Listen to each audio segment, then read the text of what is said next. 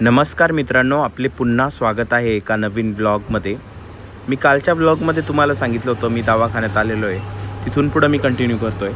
आणि मला काल एक सांगायचं राहून गेलं, माझ्या आईला सुट्टी पण झालेली दवाखान्यातून.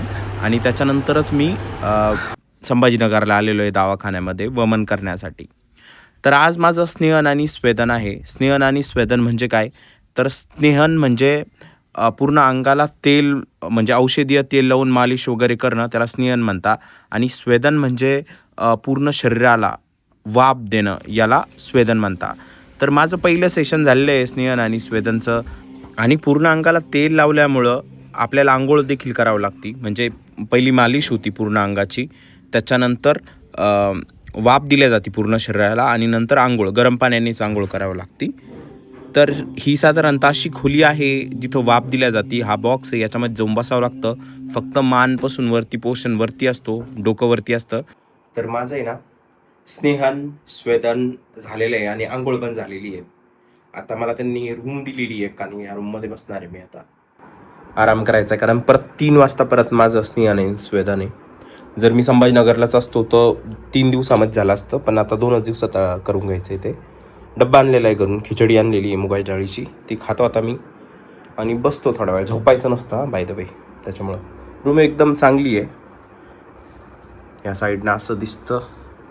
ह्या कॉटवर अजून काही टाकलेलं नाही, म्हणजे बेडशीट पण भरपूर. आणि ह्या साईडने असं आहे, कॉलेजचाच एरिया आहे त्याच्यामुळे एकदम भारी आहे, मस्त आहे एकदम. फॅन वगैरे पण आहे, वॉशरूम पण आहे, वॉशरूम पण क्लीन आहे.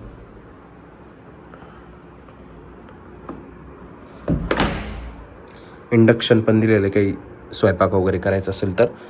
आणि मला असं वाटतं पूर्ण भांडे पण आहे याच्यामध्ये, पोळपाट, लाटणं, ग्लास, पाण्याची बॉटल, सर्व आहे. तुम्ही या दवाखान्यामध्ये फॅमिलीसोबत येऊन पण राहू शकता, म्हणून ही सर्व सुविधा त्यांनी दिलेली आहे. पाणी आणलेलं आहे मी बाहेर जाऊन, आणि ग्लास वगैरे इथं अवेलेबल असतात. आता जेवण करून घेतो. सो ही खिचडी आहे मुगाच्या डाळीची, आता खाऊन घेतो मी. 2 वाजलेले आणि मला ना सर्दी आली, माझं औषध घरी राहिलेलं आहे. आणि इथं मेडिकल आहे, आता मेडिकलमध्ये जातो आणि ते औषध घेऊन येतो. कारण खोकला आहे थोडा, म्हणून तर आलो मी मेडिकलमधून हे औषध घेऊन. तालीस पत्रादी लेहम हे औषध आहे, आणि 95 रुपयालाच बॉटल भेटली मला याची. खूप चांगलं आहे. म्हणजे सर्दी झालेली, घसा दुखतोय, तर त्या केसमध्ये खाऊ शकता तुम्ही 1 चमचा. आणि भरपूर चांगला रिझल्ट आहे. आता मला 3 दिवसापासून सर्दी झालेली आहे, मी हेच खातो आहे, फक्त कालपासूनच खातो आहे ते पण. आणि भरपूर चांगला रिझल्ट आहे याचा. दवाखान्यात तर जावं नाही लागत ॲटलिस्ट. नॉर्मल जर सर्दी आणि घसा दुखत असेल तर नक्की खाऊ शकता तुम्ही. आणि खायला पण चांगलं आहे. घसा एकदम असं शेकून निघल्यासारखं वाटतं, एकदम असं चुनचुन होतं घशाला एकदम हे औषध खाल्ल्यानंतर. तो भारी एकदम.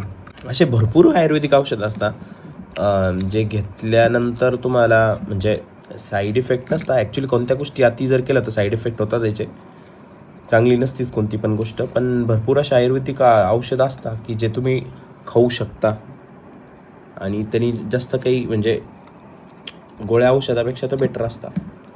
सो असं आहे. आता च्यवनप्रकाशसारखं आहे साधारणतः हे. आता मी एवढं खाऊन घेतो, कारण मला थोडा खोकला येतो आहे म्हणून. सकाळी नव्हता पण आता थोडा जास्त जाणवतोय मला, म्हणून खातोय आता मी. आणि मी आत्ता जाऊन आलो ना, ते मला म्हणले की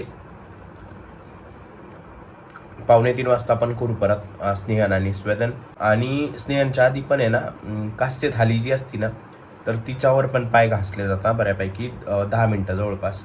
आणि त्याच वेळेस तुमच्या डोक्याची पण मसाज केली जाते. तर हे समोर जो बॉक्स दिसतोय हा आहे स्वेदनचा बॉक्स.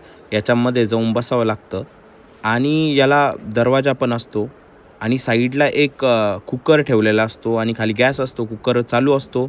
आणि त्या शिट्टीमधून ती वाफ जी जाती ह्या बॉक्समध्ये जाते, आणि पाईपाने पूर्ण वाफ या बॉक्समध्ये भरल्या जाते, आणि आपण त्याच्यामध्ये जाऊन बसायचं, आणि पूर्ण शरीराला वाफ अशा प्रकारे दिली जाते. तर इथं ही कास्य थाली आहे, आणि जेव्हा आपण सुरुवातीला येतो तेव्हा ही कास्य थालीवर ते तेल टाकतात तिळाचं, आणि पाय ठेवायला लावता, आणि 10 मिनटं देतात साधारणतः हे कास्य थाली.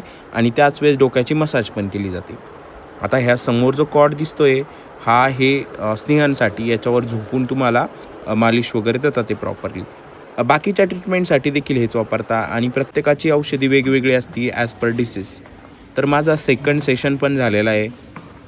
मी बाहेर आलेलो आहे आणि आता परत रूममध्ये चाललेलो आहे. रूममध्ये जाऊन थोडा वेळ बसणार आहे आणि संध्याकाळी 5 वाजेच्या दरम्यान मी आमच्या रिलेटिव्हच्या इथं जाणार आहे. स्नेहन आणि स्वेदन केल्यानंतर आहे ना भरपूर अंग दुखतं, त्याच्यामुळं झोपायची इच्छा होऊ शकते, पण तुम्हाला झोपावं नाही लागत. तर आता मी चाललेलो आहे खाली आणि मला जायचं आहे आता रिलेटिव्हच्या इथे. तिथंच मी मुक्कामाला थांबणार आहे आणि त्याच्याचसाठी मी हे पण घेतलं होतं, सफरचंद पण घेतले होते. तर रिलेटिव्हची इथं मी आलो, रात्री जेवण वगैरे केलं आणि दुसऱ्या दिवशी जेव्हा ओमन असेल ना त्याच्या आदल्या दिवशी रात्री तुम्हाला लाईटच जेवण करावं लागतं आणि जेवणाची एंड जी ना तर ती खीर किंवा मलाई वगैरे अशा गोष्टी खाऊन करावं लागती, जेणेकरून की तुमचा कप जास्त बाहेर येईल, सो दॅट की वमन सक्सेसफुल होईल. कारण जितका तुमचा शरीराच्या बाहेर कप पडेल तितकं ते चांगलं असतं. तर माझं जेवण झालेलं आहे आणि जेवण पचावं म्हणून मी चालतोय, वॉक करतोय. आता चालायचं पण जास्त नसतं, कारण थकल्यासारखं वाटायला नाही पाहिजे. परत मग रेस्टला फोकस करतं शरीर, पचणार नाही. आणि दुसऱ्या दिवशी म्हणजे वमनच्या आधी तुमचं शरीरात जे खाल्लेलं आहे ते पचणं खूप गरजेचं आहे.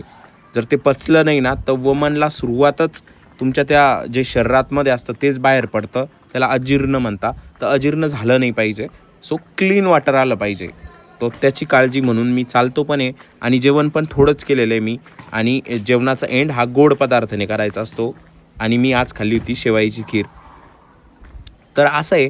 आता मी तुम्हाला उद्याच्या व्लॉगमध्ये दाखवेल की वमन कसं होतं. मी ॲक्च्युली हे शूट नाही करू शकत, कारण त्यावेळेस आहे ना एकाग्र राहावं लागतं माणसाला भरपूर.